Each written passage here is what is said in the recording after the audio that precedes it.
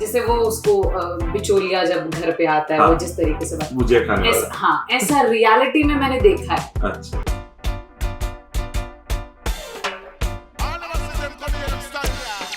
नमस्कार दोस्तों, मैं पूरी उम्मीद रखता हूँ इस बात की कि आपने ग्रुप डी तो देखी होगी। और ग्रुप डी में एक बहुत ही बिंदास लड़की है जिसका नाम पारो है। पारो असल जिंदगी में निशा शर्मा है और रोहतक की बहू है। आज ये रोहतक आई हैं तो हरिभूमि स्टूडियो में भी इनका आना हुआ है। और मुझे व्यक्तिगत तौर पे पारो का कैरेक्टर बहुत पसंद है, मेरी वाइफ को भी बहुत पसंद है, इसलिए मेरी दिली इच्छा थी कि मैं कभी इनको अपने स्टूडियो में बुलाऊं और इनसे जी भर के बातें करें। तो आज पारो आपके सामने है दोस्तों। कुछ बातें जो रह जाएं आपको पूछनी हो तो आप कमेंट करके पूछ सकते हैं। निशा जी, आपका स्टूडियो में स्वागत। Thank you so much. एक पारो को देख के है ना, ऐसा लगता है कि ये पूरा जो हरियाणा बदल रहा है ना, बदलने में एक मजबूत सी लड़कियां होती हैं, वैसी एक लड़की मुझे दिखाई थी। असल जिंदगी में पारो कैसी लड़की है? ये सवाल ना सर, मुझसे अभी तक जितने भी इंटरव्यू दिए हैं मैंने ग्रुप डी के बाद, मुझसे हर किसी ने ये सवाल जरूर पूछा है कि रियल लाइफ में पारो कैसी है। जब मुझे कैरेक्टर मिला था ना, तो जितनी बोल्ड थी वो कैरेक्टर के शब्द, जितने बोल्ड थे ना, वो कहीं ना कहीं मेरी फैमिली में कुछ लोगों से कनेक्ट करते थे मुझे। अच्छा, देयर आर सम इंसिडेंट्स, मतलब कुछ ऐसे लोग आपके सराउंडिंग्स में थे जो जैसे वो उसको बिचौलिया जब घर पे आता है, हाँ, वो जिस तरीके से बात मुझे खाने वाला। हाँ, ऐसा रियलिटी में मैंने देखा है। अच्छा, तो मुझे कहीं ना कहीं, और क्योंकि मेरा फील्ड ऐसा था, लाइक आई डिड जर्नलिज्म, तो मुझे हमेशा से रहता था कि मैं शांत रहने वाले लोगों में से नहीं थी कि कुछ चीजें सहन कर रही हूँ, करे जा रही हूँ और परेशान हो रही हूँ। तो कहीं ना कहीं I am quite similar to Paro. और इतना नहीं कि वो घर आए कि जिस तरीके से बेइज्जती करती है, ऐसे वाली नहीं, बट हाँ जितनी बोल्ड थी। हाँ, तो कहीं ना कहीं मुझे वो चीज डायलॉग्स देखते ही, जब मेरे पास मोनोलॉग के लिए आया, ऑडिशन के लिए आया, तो मुझे था कि हाँ, this character is for me. तो नहीं, वो पारो और महेश, मुझे लगता है अब आप जब कहीं फील्ड में जाते होंगे तो लोग कहते हो पारो है ये तो। हाँ, मुझे इवन स्टेज ऐप पे जैसे ये रिलीज हुई थी, तो स्टेज से मुझे बहुत बार, इसके रिलीज के बाद बहुत बार मुझे कॉल्स आए कि हमसे लोग ये पूछ रहे हैं कि ये पारो की इंस्टाग्राम आईडी क्या है। लोग मुझे पारो के नाम से सर्च कर रहे हैं। तो किसी को रियल नेम, जैसे हम हरियाणा में अभी ये चीजें शुरू हुई हैं, इनिशियल स्टेज पे हैं बहुत, तो बहुत लोगों को ये रहता है कि ये असली नाम भी इसका पारो ही होगा। तो बहुत सारे लोगों ने, इवन अभी भी कहीं मिलते हैं तो मुझे पारो ही लगता है। आप देहाती लड़की है और बहुत बोल्ड लड़की। अच्छा, उसमें आप HCS ऑफिसर बनती है, तो असल जिंदगी में भी कभी सोचा था इस तरह तैयारी करने का, या फिर नहीं था ख्वाबों में? नहीं, मैं बहुत ही एवरेज स्टूडेंट थी हमेशा से। हम नॉट लाइक कि मैं टॉपर हूँ या बहुत बिलो एवरेज, हाँ मीडियम थी। बट मुझे, टू बी वेरी ऑनेस्ट, मुझे थियरी पढ़ना या बुक्स वाला जो पढ़ाई होती है वो पढ़ना मुझे पसंद नहीं था कभी भी। मुझे प्रैक्टिकल चीजें करना बहुत पसंद था। जैसे मैंने जब जर्नलिज्म ज्वाइन किया, मुझे मेरे टीचर्स ऐसे मिले जिन्होंने, आई वाज वेरी शाय जब बचपन में, मैं छोटी थी, लेकिन लड़कियां आमतौर पर, हाँ, लेकिन मुझे टीचर्स ऐसे मिले कि जिन्होंने मुझे इतना बोल्ड बना दिया अपने काम करने के तरीके में कि मैं शायद ही मैं इतना ड्रास्टिक चेंज मैंने कभी किसी में देखा होगा जो मैं खुद में देख पाती हूँ। और आपने जब मास कम्युनिकेशन किया, तो मास कम्युनिकेशन तो है ही पर्सनैलिटी को बिल्कुल ट्रांसफॉर्म करने का। हम भी जब मास कम किया था, हमारी जिंदगी में बहुत चेंज उसमें आया था। पारो, जो आपका कैरेक्टर है वो इतना घुल मिल गया है जिंदगी में सबकी कि हर लड़की अब खुद में एक पारो देखती है कि चलो मैं जवाब दे सकती हूँ। आप ये पारो है कहाँ की असल में? थोड़ा फैमिली बैकग्राउंड बताइए। मैं सर, मेरी पैदाइश पानीपत की है और मेरा बैचलर्स तक मैं पानीपत रही हूँ। मैंने RAPG कॉलेज से मैंने अपनी बैचलर्स की। मास्टर्स मेरी LPU से हुई है और अभी मैं कुछ 4-5 सालों से मैं गुड़गांव में हूँ विद फैमिली। और मैं अभी एज वॉइस ओवर आर्टिस्ट एक कंपनी में काम कर रहा हूँ। तो आपके पास ग्रुप डी के बाद कुछ प्रोजेक्ट आए होंगे या लोगों ने आपको अप्रोच किया होगा? हाँ, ग्रुप डी के बाद मैंने स्टेज के लिए एक प्रोजेक्ट और किया था, दहलीज। उसके बाद ऑफर्स बहुत आए, लेकिन कहीं ना कहीं एक आर्टिस्ट एक टाइम के बाद ना बहुत चूजी हो जाता है चीजों में। अभी कम से कम चूज तो ठीक। हाँ, जैसे हॉटस्टार के लिए काम किया मैंने, अभी Amazon के लिए काम करके आई हूँ, तो प्रोजेक्ट्स बहुत हैं क्योंकि हरियाणा अभी पीक टाइम पे है, काम बहुत चल रहा है, लेकिन अभी कहीं ना कहीं थोड़ा मैं चूजी हूँ कुछ। अब तो हरियाणवी फिल्में भी बनने लगी। हाँ, मतलब आप ऐसा कैरेक्टर चूज करें जो थोड़ा सा मतलब हाँ, जैसे पहचान को और बढ़ाए। हाँ, जैसे क्या हुआ कि पारो के बाद मेरे पास मैक्सिमम कैरेक्टर सिमिलर टू पारो आए। अच्छा। कि बोल्ड लड़की है, बाइक चलाती है। हाँ, तो मुझे लगा if I am a artist तो मुझे कुछ डिफरेंट चीजें चाहिए। एक ही कैरेक्टर में बहुत मतलब रिजिड नहीं होना चाहती थी किसी भी चीज में कि लोगों को जैसे सीआईडी की तरह ये हो जाए कि पुलिस वाला है तो पुलिस वाला ही रहेगा। हाँ, तो मुझे था कि कुछ आर्टिस्टिक वर्सेटैलिटी बाहर आए कि वो और कैसे कैरेक्टर्स कर सकता है। अच्छा, तो ये जब ग्रुप डी का ऑफर आपको मिला तो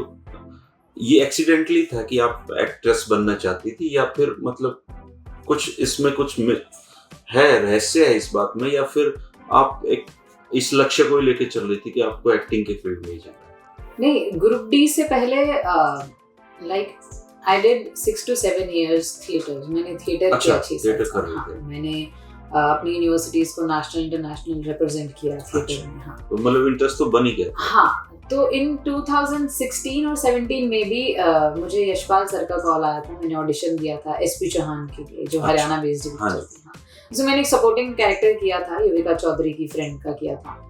उसके बाद थोड़ा लंबा गैप आया बिकॉज मैं स्टडी भी कर रही थी उस टाइम पे, तो चीजें थोड़ा बैलेंस आमतौर पे पेरेंट्स को भी लगता है कि तू पढ़ ले तो ज्यादा। हाँ, तो वही स्टार्टिंग में यही था कि दोनों चीजें संभालनी पड़ रही थी, स्टडीज भी और बाकी सब चीजें भी, अगर मेरा एम है कुछ करना इस फील्ड में तो।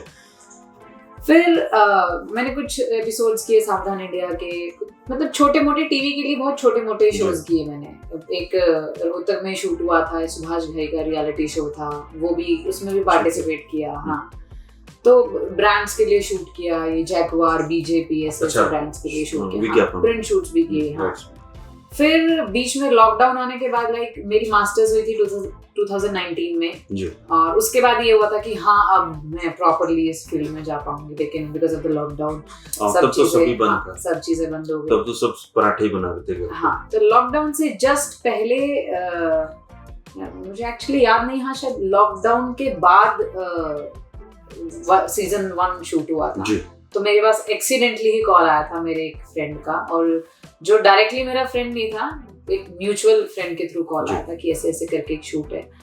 तो मुझे ये मुझे था भी कि हरियाणा में काम अभी तक ऐसा देखा तो है नहीं, अगर मैं करूं तो ऐसा ना हो कि वो ग्रुप डी ने, मुझे लगता है कि हरियाणा की जो फिल्म इंडस्ट्री है, कलाकार, उनको एक नया विजन भी दिया है कि कुछ मतलब देसी भी हो सकता है। हाँ, है ना। हाँ। और ग्रुप डी एक ऐसा मसला जुड़ा हुआ है कि हरियाणा में तो 20-25 हजार लोग तो कनेक्टेड हैं। अभी मेरे पास अभी कल ही ग्रुप डी के कुछ उसी भर्ती में लगे हुए लोग को फोन आए थे कि मैं ये प्रॉब्लम आ रही है, तो ग्रुप डी कनेक्टेड है, इशू कनेक्टेड है, और उसमें आप लोगों ने जो प्ले किया वो निश्चित तौर पे बहुत अच्छा है। तो अभी क्या और कुछ नया प्रोजेक्ट क्या है? अभी है कुछ प्रोजेक्ट्स, लाइक आपने शुरू में ही बता दिया रोहतक की बहू, तो मेरी अभी शादी हुई है 4-5 महीने पहले, तो अभी तो थोड़ा सेटलमेंट में लगी हुई हूँ। बीच बीच में काम आता है वो कर भी रही हूँ, लेकिन है अभी कुछ और प्रोजेक्ट्स है नहीं। रोहतक सांस्कृतिक रूप से भी आगे, अब यहाँ पे थिएटर वेटर होते रहते हैं, और सुपुआ है उसका फायदा भी मिल रहा है। सुपुआ से ने बहुत अच्छे कलाकार यहाँ से निकाले हैं। तो निशा, आप ऐसा ग्रुप डी करने के बाद कोई आपको इंटरेस्टिंग फैक्ट्स या ऐसा घटना याद हो कि आप जिसको आप भूल ना पाई हो, या आपको लगा हो कि यार काम तो बढ़िया किया मैंने? हाँ, नहीं, जब ग्रुप डी के जैसे स्टेज वालों ने छोटे छोटे क्लिप्स काट कर डालने शुरू किए फेसबुक पे, तो बहुत स्टार्टिंग में तो ये था कि हाँ रिलीज हो गई। टू बी वेरी फ्रैंक, मुझे ये हुआ था कि इनिशियली हरियाणा में काम करना may be is not good for me. एक स्टार्टिंग बैकग्राउंड बन जाएंगे छोटे से, हाँ, तो बन जाएंगे और बहुत मुझे नहीं लगता फिर इससे बाहर आ पाएंगे, या फिर हरियाणा में कुछ अच्छा काम होगा, काइंड ऑफ ऐसा नहीं सोचा था। लेकिन शूट करते टाइम ही ये लगा था कि ये बढ़िया जाएगी, कुछ ना कुछ अच्छा होगा। तो फिर जब रिलीज हुआ, मैं छोटे छोटे क्लिप्स डालना शुरू किया ना स्टेज ऐप में, तो मैं फेसबुक में बहुत कम चलाती थी, इंस्टाग्राम थोड़ा बहुत, I am not that much social media. तो मेरे पास क्या हुआ कि मैं देखती 250 कमेंट्स के नोटिफिकेशन आते थे। लोग आपको निशा को टैग करके, लेडी रणदीप हुड्डा, और बहुत ऐसे कमेंट्स जो मुझे एक्सपेक्टेड नहीं थे, जो मैंने शायद एसपी चौहान करके मुझे लोगों को पता भी नहीं होगा, अभी भी देख लेते होंगे कि इसमें निशा थी, लेकिन अनएक्सपेक्टेड रिव्यूज थे उसके। अभी भी महाराष्ट्र से, राजस्थान से बहुत सारे इंस्टाग्राम पे, फेसबुक पे मैसेजेस आते हैं हमारे पास कि मैडम आपको बहुत टाइम से ढूंढ रहे हैं, पारो नाम से ढूंढ रहे थे, अभी तक आपका नाम नहीं पता था। तो ऐसा इंसिडेंट तो नहीं, लेकिन गुड़गांव में भी मैं एक बार अपनी सिस्टर की शादी के लिए हम एक ज्वेलरी शॉप पे गए हुए थे, तो वहाँ पर कोई बैठा हुआ था, तो उन्होंने कहा आप पारो हो ना। तो ऐसे बहुत सारी चीजें हो जाती हैं, कहीं जाओ, हरियाणा में कहीं जाओ तो सबको ये पता चल ही जाता है, ये होता ही है कि हाँ जानते हैं उसको। निश्चित तौर पे कलाकार के जीवन में जब उसको रिकॉग्नाइज करने लगते हैं, वो बड़ा मूवमेंट होता है कि आपको पहचानने लगे लोग। और पूरी ग्रुप डी की सीरीज में आपका फेवरेट डायलॉग कौन सा था जिसको आपको लगता है कि ये मुझे बहुत ज्यादा पसंद? मैं सच में बताऊं, सारे मेरे फेवरेट डायलॉग्स थे, क्योंकि सभी बोलने में जो वो क्या ऐसा कई बार रिहर्सल करनी पड़ी कुछ डायलॉग की? तो नहीं, जैसे वो आपका डायलॉग मैं याद कर पा रहा हूँ, मैं अक्सर देख लेता हूँ जिसको कि मान ले मैं तेरी पत्नी। आप मानोगे नहीं, इन कमेंट्स के तो मतलब वो लाइन लिख के भेजते थे लोग मुझे इंस्टाग्राम पे भी कि ये वॉइस ओवर आवाज बना के भेज दो आप, ऐसे मान ले मैं तेरी पत्नी, उससे अगला डायलॉग कहीं लिख के भेजते थे, मानना है। तो ये मुझे केशव को कैसा लगा आपके हस्बैंड को ये वाला डायलॉग? केशव मैं मिली तो उनका मन कर रहा होगा मैं ही बैठा था मैं इसकी जगह ना। हाँ, मतलब मैं मिली केशव से ग्रुप डी के बाद हूँ। अच्छा। और स्टेज के लिए हमने एक सीरीज भी की है, दहलीज, जिसमें केशव और मैं ऑपोजिट एक दूसरे के हस्बैंड वाइफ ही प्ले कर। बस वो मैंने देखी। हाँ, वो रील से रियल लाइफ में हो गया, बस वो स्क्रीन पे हम हस्बैंड वाइफ थे, अब रियल में हस्बैंड वाइफ हो गए हैं। तो डायलॉग्स करते टाइम कभी रिहर्सल नहीं, पता नहीं क्यों, कई बार क्या होता है कि एक प्रोजेक्ट के पीछे टीम का बहुत बड़ा हाथ होता है। तो मैंने अभी तक जितना भी थोड़ा बहुत काम किया था ना, हरियाणवी तो आप बोल ही लेती थी पहले? हाँ, बहुत बढ़िया। मैं हरियाणा से बिलोंग करती हूँ। तो होता क्या था कि इससे पहले कहीं भी शूट किया था ना, तो कहीं ना कहीं ऐसा लगता था यार यहाँ कमी रह गई, किसी की डायरेक्शन में कमी रह गई, किसी को मुझे स्क्रिप्ट समझाने में कमी रह गई, कहीं आपका को स्टार ऐसा हो जाता था कि आप समझ नहीं पाते थे, तो शूट कहीं ना कहीं डिसबैलेंस हो जाता उस वजह से। लेकिन ग्रुप डी इकलौता अभी तक का ऐसा एक सेट था जहाँ पे डायरेक्टर से लेकर टीम के एक इंसान ने जो, मतलब मैंने कभी डायलॉग्स रटे नहीं ग्रुप डी में, कितने बड़े बड़े मोनोलॉग्स थे, कभी ये नहीं हुआ कि मैं कट लग रहा है मैं तब तक रिवाइज कर रहा हूँ। 2-3 दिन तक की वर्कशॉप थी जिसमें ये नहीं था कि आपको रटना है। कबीर दैया जो फर्स्ट सीरीज के डायरेक्टर थे, मुझे लगता है he is one of the finest director in Haryana अभी तक, जिनको अपना कैरेक्टर जो उन्होंने लिखा है वो डिलीवर करना बहुत अच्छे से आता है, समझाने की बात। हाँ, उन्होंने कभी मुझे ये नहीं बोला कि तू इसको इस तरीके से बना ले या ये दिखना चाहिए, उन्होंने सिर्फ मुझे कैरेक्टर समझाया कि तुझे क्या कैरेक्टर अडैप्ट करना है, डिलीवरी आपको करनी है। हाँ, डिलीवरी तुम करो, तुम्हें जहाँ पॉज लेने हैं पॉज लो, तुम्हें जितना लंबा खींचना है, तुम्हें रोना आ रहा है तुम रो। तो जब आप इतनी लिबर्टी किसी आर्टिस्ट को दे देते हो तो मुझे लगता है कि बहुत अच्छा काम निकल के आता है। तो कभी भी सेट पे कितने ही बड़े मोनोलॉग थे, कितने बड़े डायलॉग्स थे, सीन बहुत इमोशनल भी जाते थे, बहुत तड़क भड़क भी जाते थे, तो वो जो बैलेंस था कभी बनाना नहीं पड़ा, बहुत नेचुरली बनता है। हाँ, नेचुरली बनता है। खासकर वो बिचौलिया जब भुजिया खा रहा था, ऐसा लगा सच में गुस्सा आ गया आपको। और आप मानोगे मैंने डायलॉग रियल लाइफ में सुने हैं ऐसे लड़की के मुंह से कि खाने हो तो खाने तो और जो महेश है, महेश क्या कर रहे हैं इन दिनों? महेश से अभी लगातार तो बहुत बिजी आदमी है, अभी अच्छा। बहुत सारी शूटिंग कर रहा है, तो ऐसे रेगुलर तो मेरी बात नहीं। कहाँ के हैं महेश? तो हिसार। अच्छा, हिसार के। हाँ। उसका असल जिंदगी में नाम क्या है महेश का? सुमित धनखड़। अच्छा, सुमित धनखड़। हाँ। तो उसका कैरेक्टर भी मतलब आमतौर पे हरियाणवी को जब दिखाते हैं फिल्मों में, लड़कों को स्पेशली ऐसा थोड़ा उजड़ टाइप का दिखाते हैं। हाँ। लेकिन यहाँ महेश एक कॉमन बच्चा है, कॉमन भी, और एक ये चीज भी बहुत ज्यादा लोगों को स्टक की कि एक तो हरियाणा में पहली बार एक शरीफ सा एक काम आ रहा है। हाँ, और एक इस तरीके से आ रहा है, वैसे मेल डोमिनेटिंग होते थे हर सीरीज में या मूवी में हम, लेकिन हरियाणा में फीमेल डोमिनेटिंग है, ये थोड़ा लोगों को शॉक किया कि हालांकि बहुत निशा बदल रहा है पुत्र। हाँ। कल ही रिजल्ट आया है 2 दिन पहले यूपी की हायर जुडिशरी, तो वो जो टॉपर हैं वो यहीं की रोहतक की हैं। और आप सबको भी मैं बताना चाहूंगा कि उनके हस्बैंड ने अपनी लाखों रुपए की नौकरी छोड़ के 5 साल हाउस हस्बैंड बने हुए और आज वो टॉपर हैं यूपी में और जज बनी है और सुप्रीम कोर्ट तक जाएंगी। तो चेंज तो आ रहा है, देखो हरियाणा। हाँ नहीं, चेंज ये तो मैं अपनी लाइफ से भी बोल सकती हूँ। मेरे घर में ही अगर मैं कहूँ, मेरे भैया हैं बड़े जी, शादीशुदा हैं, और जिस तरीके का उनका अपनी वाइफ के साथ, हमारी भाभी के साथ जो रिलेशन है, हर चीजें समझने का कि किस तरीके काम में हाथ बटाने का। हाँ, सेम विद माय हस्बैंड।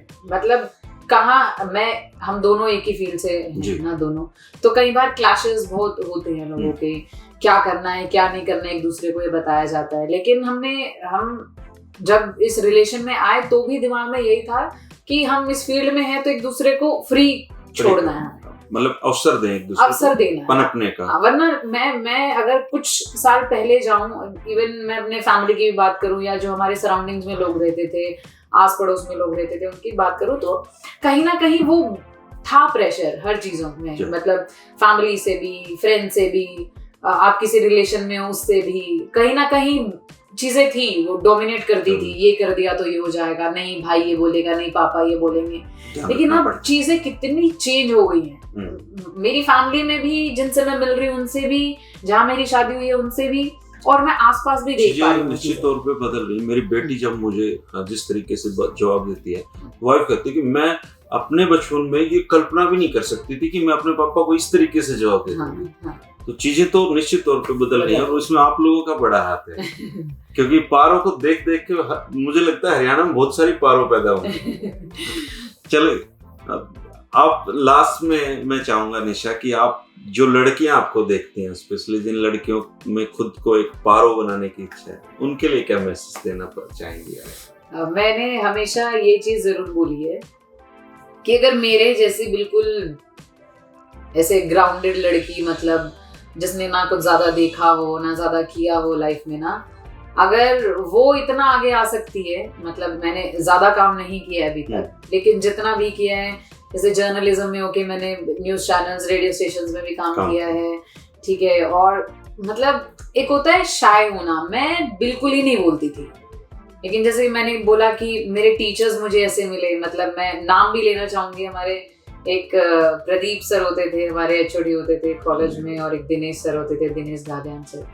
तो उनसे हमने इतनी चीजें सीखी हैं। वो हमें क्या करते थे, जर्नलिज्म में थे तो हमें बोलना सिखाते थे। तो वो क्या करते थे कि तुम जिस चीज से भी तुम्हें शर्म आती है वो करो।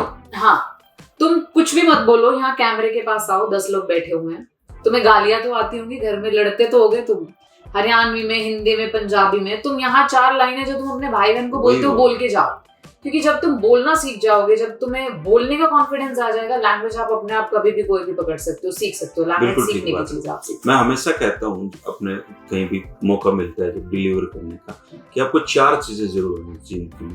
बोलना आना चाहिए, लिखना आना चाहिए, सुनना आना चाहिए और पढ़ना आना चाहिए। अगर ये 4 हुनर आपके पास हैं तो आप दुनिया में हर फील्ड में कामयाब हो जाएंगे। बिल्कुल। और अगर मैं फिर से बोलना चाहूंगी, अगर मेरे जैसी लड़की आज, मैंने आपसे, मैं अभी हम ऑफ कैमरा बात कर रहे थे कि मैंने आपकी वर्कशॉप भी अटेंड की है, तो अगर मैं उस स्टूडेंट वाले लेवल से आके आज आपके साथ इंटरव्यू दे रही हूँ तो मेरे लिए भी बड़ी बात है। मेरे लिए मुझे बहुत खुद बड़ी को बहुत अच्छा लग रहा है। और खास बात ये कि जो बेस्ट टीचर आप जिसको मान रहे हो, वो मेरे बेस्ट दोस्त भी है। प्रदीप, रिश्ते भतीजे में हम चाचा भतीजे हैं प्रदीप और मैं, लेकिन प्रदीप मेरा बहुत जिगरिया है और हम दोनों ने बहुत थिएटर साथ में किया। हम कॉलेज में, स्कूल में, गांव में खूब हम थिएटर करते थे। और ये अच्छी बात है, मुझे गर्व हो रहा है कि उनके जो प्रोडक्ट है, उनके जो बच्चे हैं, वो यहाँ तक पहुँचे रहेंगे। मेरी शुभकामनाएं आपके साथ है निशा, और मैं चाहूंगा कि आप एक दिन पूरी दुनिया पे छाएं। बहुत बहुत शुक्रिया, थैंक यू। दोस्तों, ये थी पारो के साथ बातचीत, और आपको निशा से कोई बात पूछनी है जो मैं रह गई हूँ तो आप कमेंट कर सकते हैं। मैं इनसे गुजारिश करूंगा कि आपके सवालों के जवाब ये जरूर दें। नमस्कार। Thank you.